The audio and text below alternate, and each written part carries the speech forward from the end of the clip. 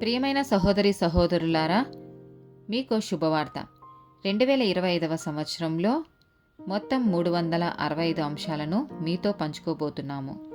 జనవరి 1వ తేదీ నుండి ప్రతిరోజు ఒక అంశము మరియు దానికి సంబంధించిన వాక్యమును పంచుకుంటాము.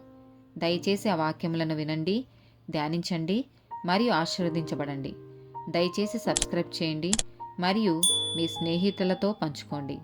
ధన్యవాదాలు.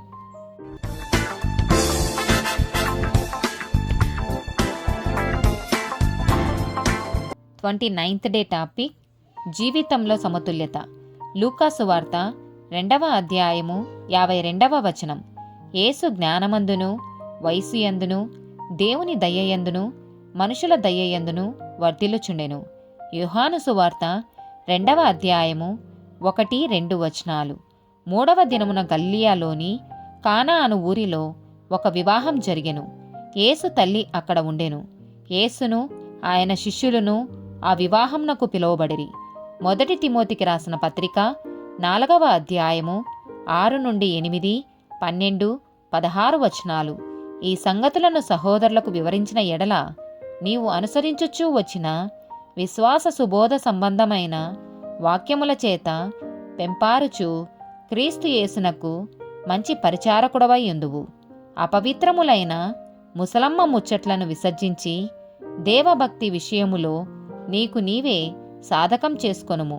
శరీర సంబంధమైన సాధకము కొంచెం మట్టుకే ప్రయోజనకరమవును గాని దైవభక్తి ఇప్పటికీ జీవము విషయంలోనూ రాబోవు జీవము విషయంలోనూ వాగ్దానముతో కూడినదైనందున అది అన్ని విషయములలో ప్రయోజనకరమవు.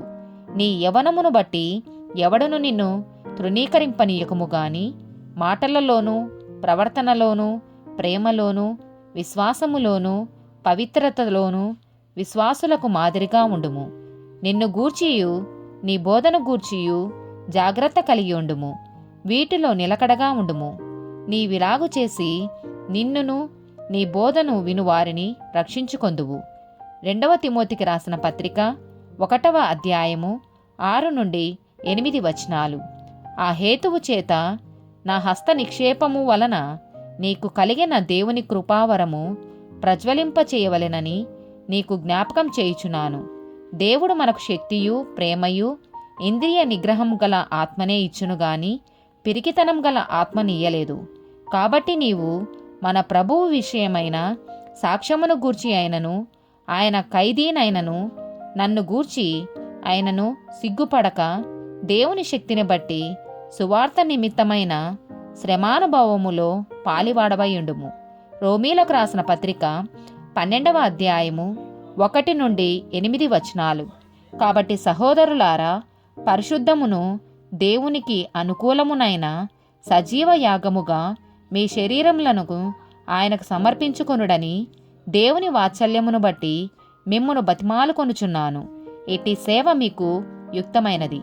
మీరు ఈ లోక మర్యాదను అనుసరింపక ఉత్తమమును అనుకూలమును సంపూర్ణమునైన దేవుని చిత్తమేదో పరీక్షించి తెలుసుకొనున్నట్లు మీ మనస్సు మారి నూతన మగుట వలన రూపాంతరము పొందుడి.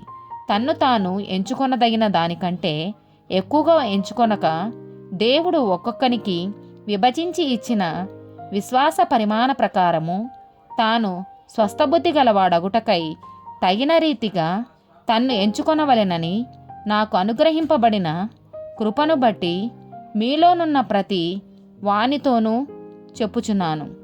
ఒక శరీరములో మనకు అనేక అవయములుండినను ఈ అవయములన్నిటికీ ఒక్కటే పని ఎలాగూ ఉండేదో అలాగే అనేకమైన మనము క్రీస్తులో ఒక్క శరీరముగా ఉండి ఒకనినొకరము ప్రత్యేకముగా అవయములై ఉన్నాము.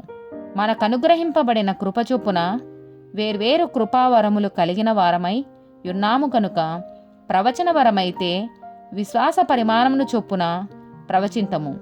పరిచర్య అయితే పరిచర్యలోను, బోధించువాడైతే బోధించుటలోను, హెచ్చరించువాడైతే హెచ్చరించుటలోను పని కలిగి ఉందము.